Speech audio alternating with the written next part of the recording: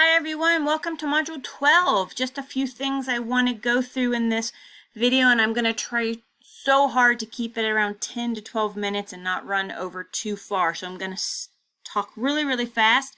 So if you want to pause and rewind, or pause and take some notes and then play forward after you take some notes, please do that because I'm going to just fly through a lot of information.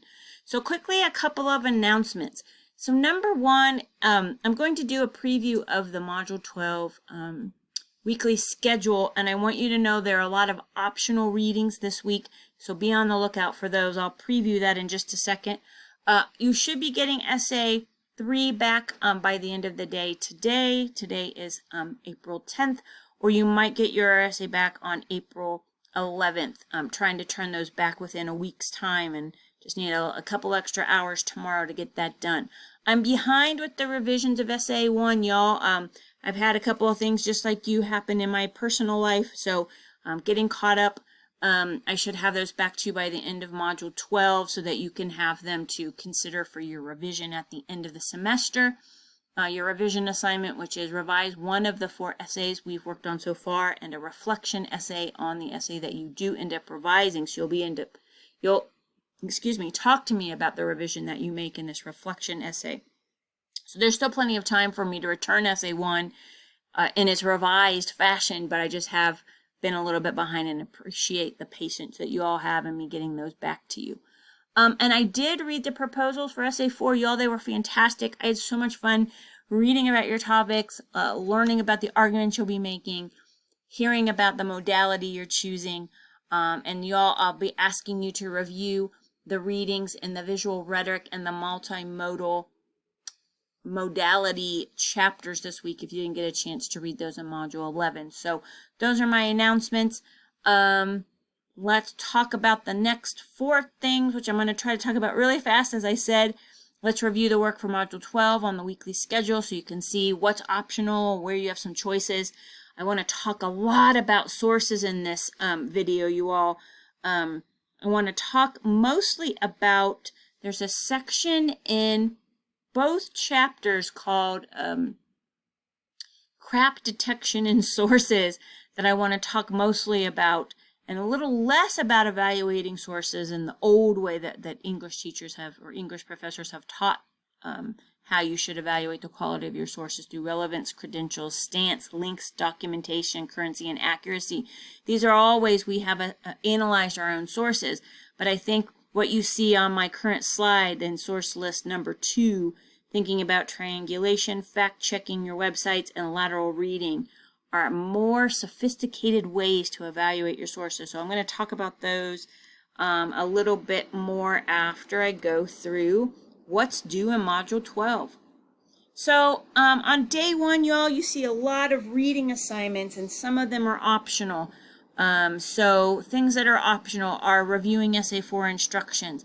Things that are optional, if you didn't get to read in Module 11, the visual rhetoric and the multimodal argument chapter, you should go back and check those out. But if you're done, don't read them again unless you just need to look something up quickly. Also, not required, and I'm going to highlight this with my cursor, you all, but there are 1, 2, 3, 4, 5 chapters that we haven't used directly in this class.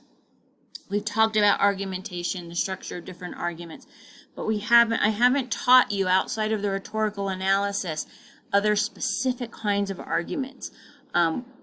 My assumption is that you're using arguments because it's required, but I haven't asked you to consider or even to identify what kind of argument you're writing.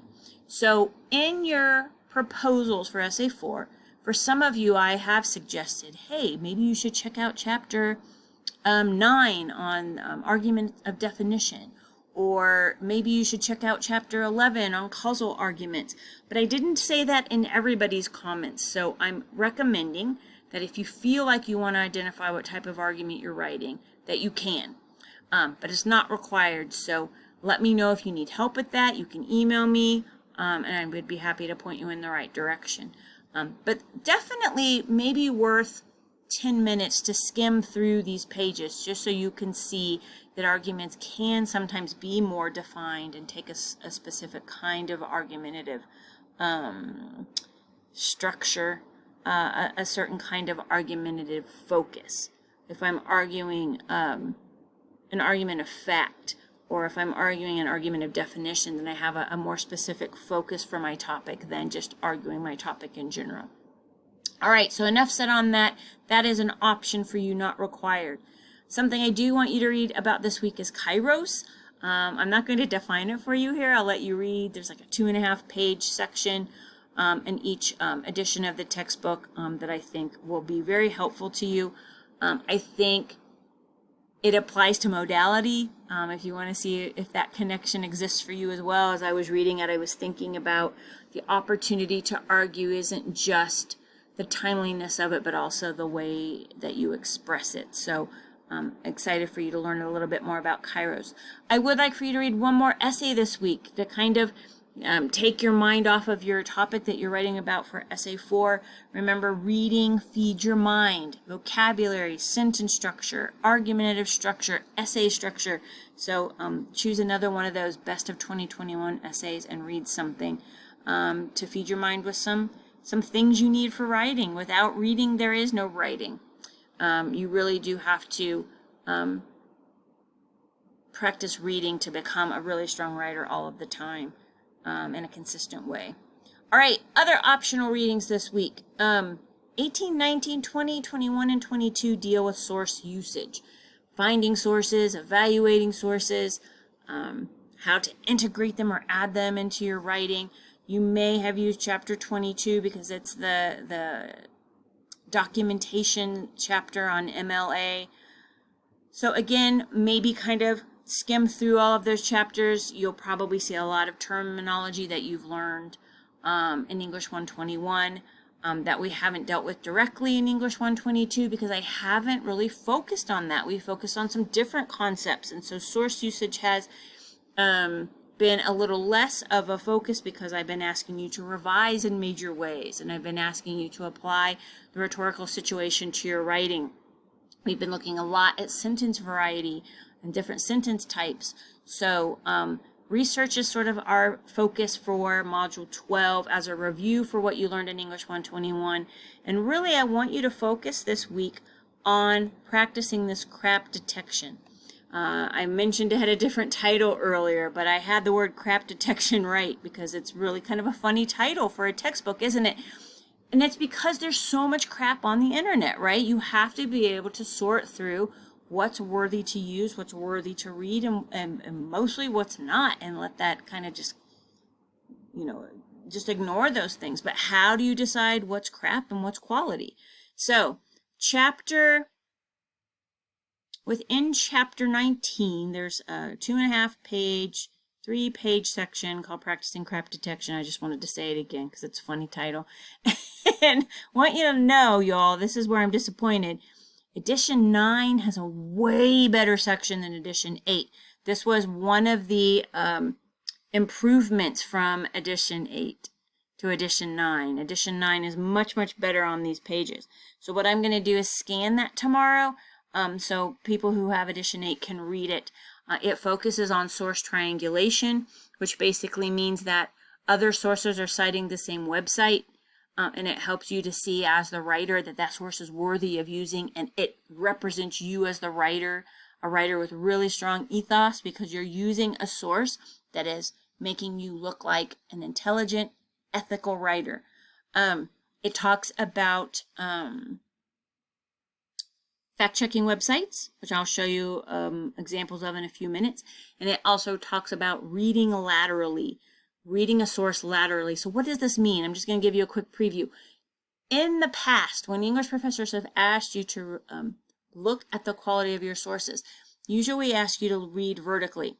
We ask you to go to the top of the website and we say, look at the URL. You look at the Uniform Resource Locator and what is a .org versus a .com, those kinds of conversations that we've had. We've asked you to look at the About Us page to find out about the website or about the author's credibility. We've asked you to look at maybe the sources in the bibliography, or if it happens to have a works cited page, which is MLA format, or a reference page, which is APA format, or, we've asked you to read from the top down. Well, reading laterally means that you'll open another browser tab. You'll leave your original tab open, the source that you're about to evaluate. You'll open another browser tab and start doing research on the author, on the publisher, on the sponsor, excuse me, on any of the links that the website takes you to, because the links are embedded in the text of the article that you're looking to use as a source. And so then you're opening in as many browser tabs as you need, because you start researching. What do people say about this particular sponsor? What are people saying about this particular writer? And so actually researching your sources the way you sort of did when we did the rhetorical analysis. Many of you were researching the author. Many of you were researching what the Atlantic, what political affiliation the Atlantic has, those kinds of things. So I'll ask you to read that quick section, and I've given you a little preview here so that you can think about evaluating your sources a little bit differently than you have in the past. At the end of this video, y'all, I will show you the fact-checking websites. Revision for Essay 3, y'all, I think I'm going to make that due a week from today, a week from tomorrow. We're going to turn that revision around for Essay 3 a little bit faster, because you're not turning Essay 4 in until the 24th of April. So I think it'd be good to get it done this week. So email me if you have any questions or challenges around that really, really quick deadline turnaround. And then the last thing about the weekly schedule, you all, is the discussion board work. You have a choice. So you're going to do one discussion board this week. You can either do discussion board, the first one, which will have you going to a response exercise in the textbook, number 4, and will ask you to do a little work with that lateral reading that I was just describing. Or you can give us an update on your multimodal assignment. So you'll choose one of those. And then just a reminder here that you should be working on the rough draft of Essay 4 and working on your digital or analog component. The only thing I skipped, so I'm going to go back up here, is remind you that this week is the last workshop, Workshop 4. We have many, many workshop writers this week because many people were nervous about the workshop earlier in the semester. So we have several writers this week. Make sure you log in and give your writers feedback. They have until April 12th to turn in their draft, so you can start giving feedback on April 13th, 14th, 15th is the deadline by the end of the day, so that the writers have the weekend to kind of think about the feedback you've provided. All right, the last thing, you all, I want to do is give you a quick reminder about, I'm trying to remember where my website, my internet browser is open. I want to remind you about a couple of things. So first of all, I am not picky about your sources. What I mean by that is, I'm not saying you have to use database sources from Front Range. You notice I'm at the Front Range website. I have gone to campuses. I've clicked there. I've clicked on libraries. And then I clicked on online resources, which is how I got to this online resources page. Before I talk about the online resources page, let me remind you that you can get resources on MLA. Here, there are tutorial videos as well for all Front Range students. Online resources, these are the links to the databases, and I'm going to click on the one for Westminster Boulder and online. If you're a Larimer student, you will click here. But this is how we access the databases. And I just want to remind you, again, feel free to use Google. Feel free to find your sources. Many of you have said, hey, I want to use some TED Talk videos, or there's some YouTube videos that I've watched on my topic that I want to use, or I'm listening to podcasts, and these podcasts are really strong, and I want to use these as sources. So these sound great, y'all. Do not change your sources. But I want to remind you that for some students, and I would include myself in this comment, using databases make us feel more secure about the sources we're using, because we can feel sure that the source has already been evaluated by the databases offering these sources to us. So it saves me as a student writing an essay, and I have to write maybe 2 other essays for some other classes that I'm working on, saves me some time in source evaluation that I don't have to do, because I can trust that these research databases are providing me with some really, really quality sources. Just a quick reminder on the databases, you all, I know you learned about them in English 121, but I just want to remind you of the kinds of databases that Front Range offers to the students who attend Front Range. So we have journal and magazine article databases, all trustworthy sources. I'm going to remind you that Academic Search Premier and EBSCO databases are going to get you started on a general topic search. And then you can see some of these have some even more specific topics. And there's even some databases that I haven't used before. I've used most of these, but some of these in the middle are newer databases that I haven't seen before, but there's just a few there. JSTOR is usually a literature database, religion, mythology, also a good database to use for that one. Y'all, this one I'm going to come back to in a minute. This is so helpful. This section right here, current events and argumentative essay databases, especially if you're not sure about counter arguments or rebuttals. These are very helpful ones, so we'll come back. Databases on newspaper articles. Databases for reference and encyclopedias here. ERIC is a fantastic database. If you have an education-related topic, you might check this out. Here's another literature database. If you aren't sure about the quality of your video, you might log into Films on Demand to see if there are any videos you can use. There are films and documentaries in this database. And then the medical databases, some of you are writing about addiction. Some of you are writing about psychology-based. So I don't know that the psychology-based ones are here. That was at the top, and I'll scroll back up to the top and show you where that one is. History databases, general interest, thinking about topics that I read in the proposals. Maybe a few of you might want to go through Legal Information Reference Center. And then there are some other sources here at the bottom. Reminders about how to use a Google Advanced Search. And maybe you want to check out Google Scholar as well. Maybe some really good, helpful tips on using Google Scholar. Let me go back to the top to remind you where the psychology database is. And then the last thing I want to show you is Opposing Viewpoints. This is one of my favorite databases. I have taught English for such a long time, and Opposing Viewpoints has been around about as long as I've been teaching. So super quality database, because from my perspective, I save so much time in researching because I can come into Opposing Viewpoints, open up, search for my topic, open up what's available, and here's what I'm going to find. So I just chose one of the topics that Opposing Viewpoints was showing on the home page. So this isn't really my topic, as you know from previous videos, but I like this one because it shows how many different types of sources I can find within Opposing Viewpoints. This is fantastic. Y'all look up here at the top. I can see that it's going to offer me 40 different audio options, podcasts or newscasts that have been published on this topic. Infographics, images if I need images for my essay, news articles, academic journals. There's one video, one reference article for websites.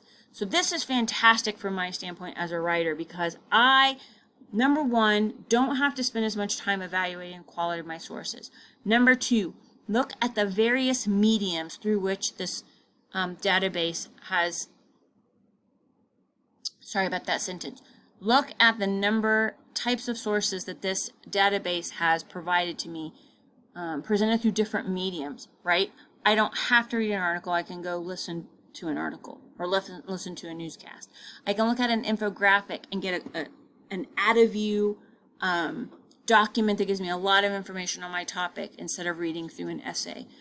So helpful that this is available. One video. So as I scroll down, I can see that the sources are sort of categorized into these sections, and I can click on the link for the source that I want to use. So this is fantastic. I just wanted to show you Opposing Viewpoints because it's always been one of my favorite. Websites are at the very bottom, so when I get to the bottom, there's going to be an option for related topics, but the websites are at the bottom. And again, don't have to evaluate the website because this one has been pre-analyzed, and these are strong sources to use. All right, last thing I want to show you in this video, and I'm not doing so good on time. I was hoping to get through this a little faster, but I had a lot of information to share this week. So thank you for sticking around and listening. Let's talk about fact checking. So let's say you've decided, I don't need the databases. I've found some sources. I know these sources are probably pretty good, but maybe you want to spend a little time fact checking the information on your sources. So there's 3 websites that the textbook recommends. I just wanted to show them to you real quick. PolitiFact, which is sponsored by the Poynter Institute, is a good one. Snopes.com has been around for a long, long time, and is also a good fact-checking website. And then the last one is factcheck.org.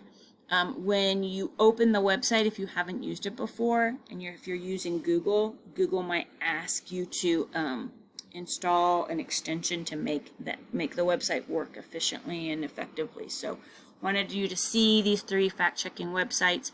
So if you have statistics, definitions, facts that you want to double check, you could use any of these websites to check out that information. And I think that is it. Y'all, I hope you have a great Module 12 week. Don't forget, if you need a check-in meeting, that the link to the sign-in sheet is still valid for this week. I'll put it in the module content area for Module 12, and email me if you have questions, and I'll talk to you later. Bye.